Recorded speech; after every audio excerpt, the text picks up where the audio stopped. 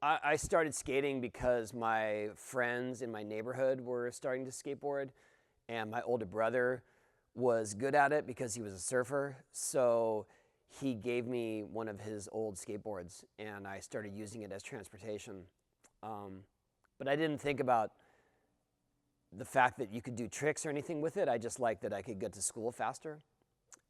And then eventually I went to a skate park and I saw possibilities, and then I was all in, and I kept skating ever since. I saw some magazines and I saw people skating in swimming pools, and I thought that looked really cool. And then when I went to the skate park and I saw that in real life, that's when I decided I was going to only skate and not play other sports. Well, my favorite spot originally was the skate park in my hometown called Oasis Skate Park, because that was the place I could go. That's where I could get rides to. And then eventually,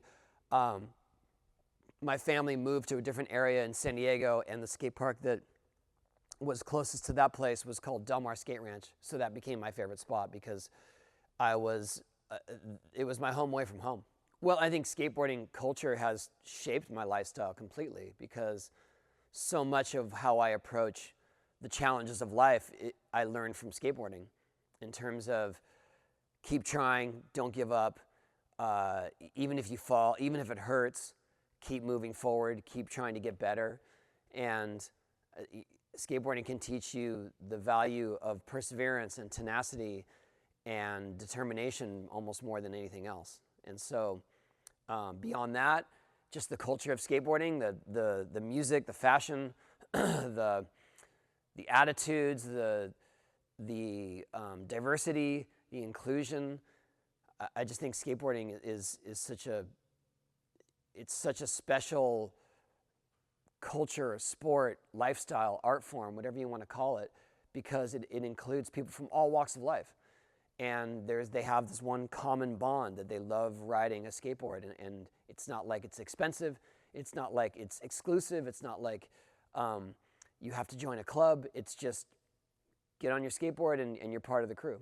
Sure, I mean, I think that I apply what I've learned in skateboarding to everything I do, including business, including parenting, including relationships, and prioritizing, because that's half of my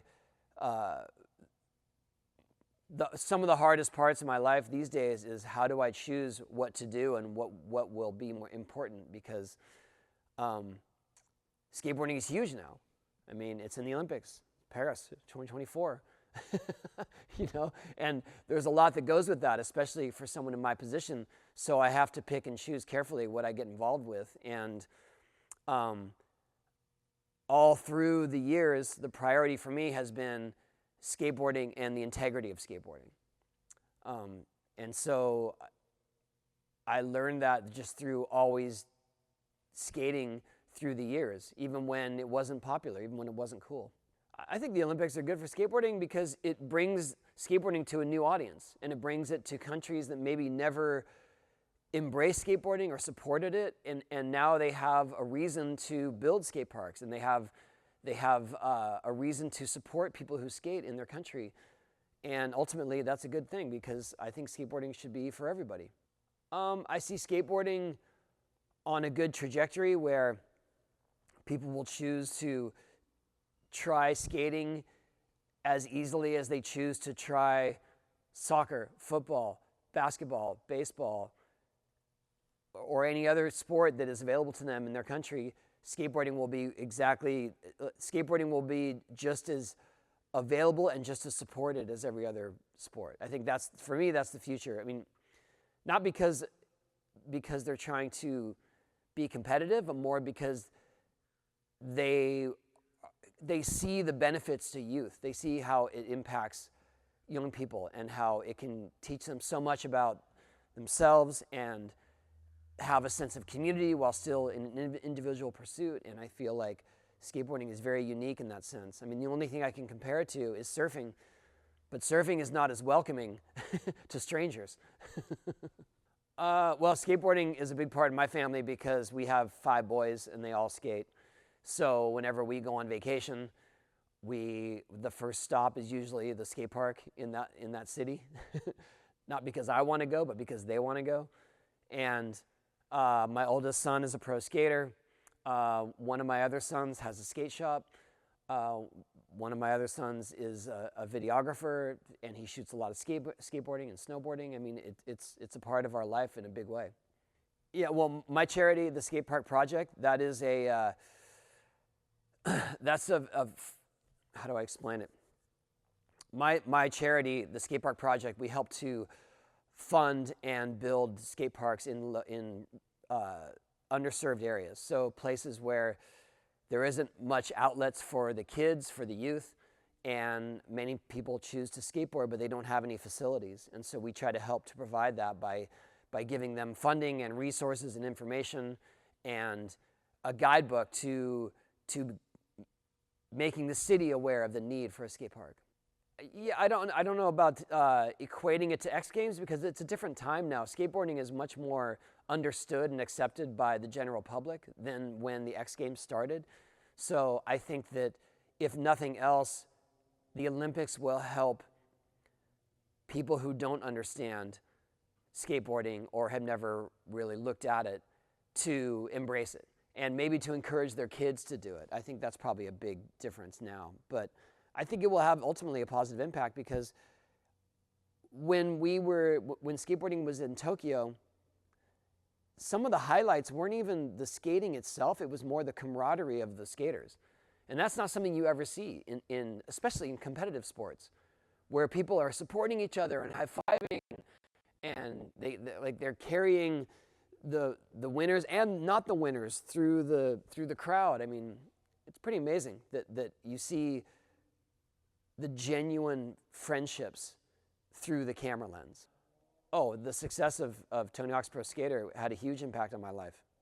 Yeah, I mean, it changed my life for the better. I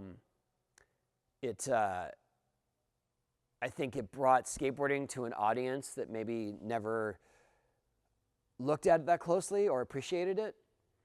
And it helped to create a fan base for skating of people that don't even skate, which is a big difference than when we skated in the 80s and 90s.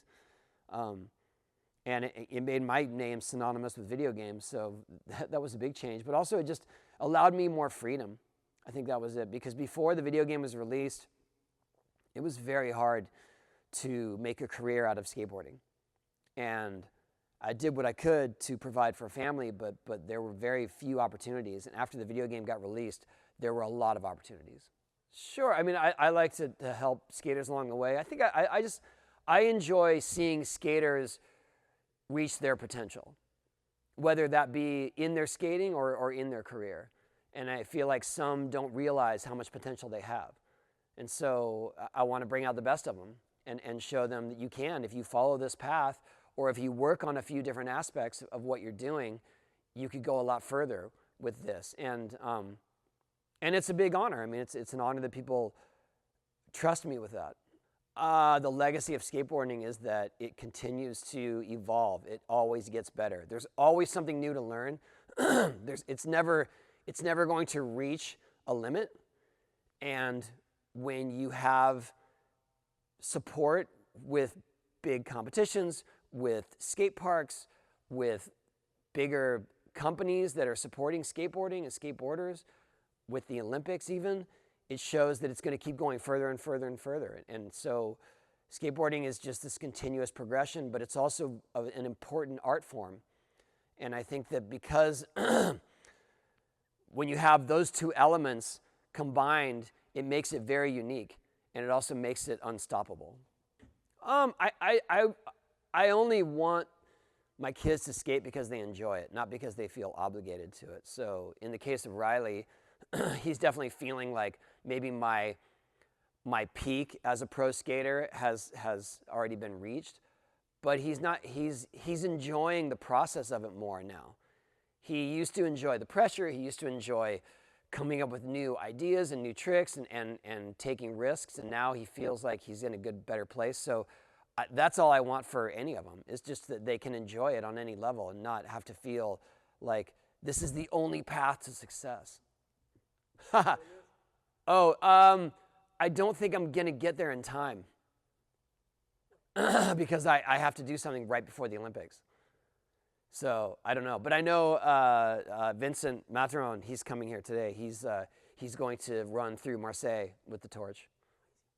I I hate to say what the best trick is because I feel like skating is apples and oranges, and what is best is just more of an opinion. So, what's the best trick? I don't know. I mean, as far as what we do on vertical, the best aerial trick has been a 1260, Michi Brusco, but that's just if you like to talk about spinning.